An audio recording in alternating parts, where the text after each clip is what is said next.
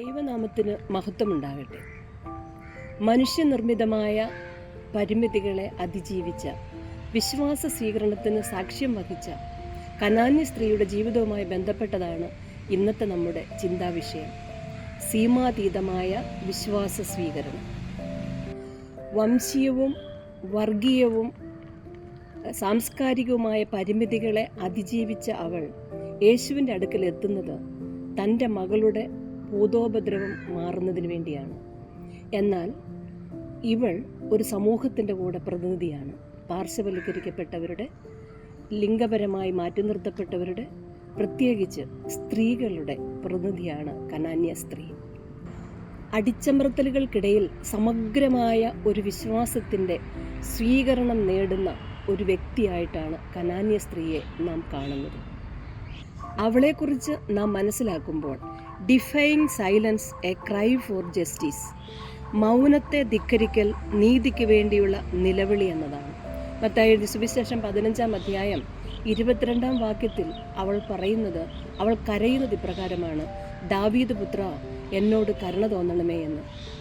പാർശ്വവൽക്കരിക്കപ്പെട്ടവരുടെ ശബ്ദങ്ങളെ നിശബ്ദമാക്കുന്ന ഒരു സാമൂഹിക ഘടനയാണ് അവൾ ചോദ്യം ചെയ്യുന്നത്. യേശുവിൻ്റെ നിശബ്ദത അവളെ കൂടുതൽ ഉച്ചത്തിൽ നിലവിളിക്കുവാൻ പ്രേരിപ്പിക്കുകയാണ് ചെയ്യുന്നത്. ഓരോ നിലവിളിയും നിസ്സഹായൻ്റെ പ്രതിരോധമായിട്ടാണ് നാം കാണേണ്ടത്. അതുകൊണ്ട് ഇവൾ വംശീയമായി, സാംസ്കാരികമായി നിസ്സഹായയാണ്. അതുകൊണ്ട് തന്നെ അവളുടെ നിലവിളിയും അത്രമാത്രം ശക്തമാണ്. മിസ്റ്റി ജെ സ്മിത്ത് പറയുന്നത്, അനീതിയുടെ മധ്യത്തിൽ മൗനം വളരെ സങ്കീർണമാണ്. എന്നാൽ ദൃഢമായ വിശ്വാസം ആ നിശബ്ദതയെ തകർക്കുകയും പരിവർത്തന വിധേയമാക്കുകയും ചെയ്യുമെന്നതാണ്. ഏത് അനീതി നിറഞ്ഞ ഘടനയിലും അനീതിയെ തകർക്കേണ്ടവർ നിശബ്ദരാകുമ്പോൾ നിസ്സഹായരായവർ നിലവിളിക്കുകയാണ് ഇന്ന് എവിടെയും. അനീതിയുടെയും അടിച്ചമർത്തലിൻ്റെയും മധ്യത്തിൽ നമ്മുടെ വിശ്വാസം എപ്രകാരമാണ് എന്ന് കനാന്യ സ്ത്രീ നമ്മെ ഓർമ്മിപ്പിക്കുകയാണ് ചെയ്യുന്നത്. മക്കളുടെ അപ്പമെടുത്ത് നായ്ക്കുട്ടികൾക്ക് എറിയുന്നത് ശരിയല്ല എന്ന യേശുവിൻ്റെ പ്രസ്താവന വളരെ ശ്രദ്ധേയമാണ്. യേശുവിൻ്റെ പ്രതികരണം സാംസ്കാരികമായ മുൻവിധിയെ പ്രതിഫലിപ്പിക്കുന്നതാണ്. മക്കളുടെ അപ്പമെടുത്ത് നായ്ക്കുട്ടികൾക്ക് കൊടുക്കുകയില്ല എന്നുള്ളത്. എന്നാൽ മേശയിൽ നിന്ന് വീഴുന്ന അപ്പനുറുക്കുകൾ പോലും നായ്ക്കുട്ടികൾ ഭക്ഷിക്കാറുണ്ടല്ലോ എന്ന് കനാന്യ സ്ത്രീ പറയുമ്പോൾ സാംസ്കാരികമായ അതിരുകളെ അവൾ ലംഘിക്കുകയാണ് ചെയ്യുന്നത്. അതിന് അടിവരയിട്ടുകൊണ്ട് യേശു പറയുന്നത്, സ്ത്രീയെ, നിന്റെ വിശ്വാസം നിന്നെ രക്ഷിച്ചിരിക്കുന്നു എന്നാണ്. അതെ, ദൃഢമായ വിശ്വാസം ദൈവകൃപയുടെയും കരുണയുടെയും അടയാളമാണ്. കനാന്യ സ്ത്രീയിലൂടെ നമ്മുടെ വിശ്വാസത്തെ നാം ശോധന ചെയ്യുമ്പോൾ ദൈവത്തിൻ്റെ അതിരു കവിഞ്ഞ കരുണയും കരുതലും നാം അനുഭവിച്ചറിയുകയാണ്.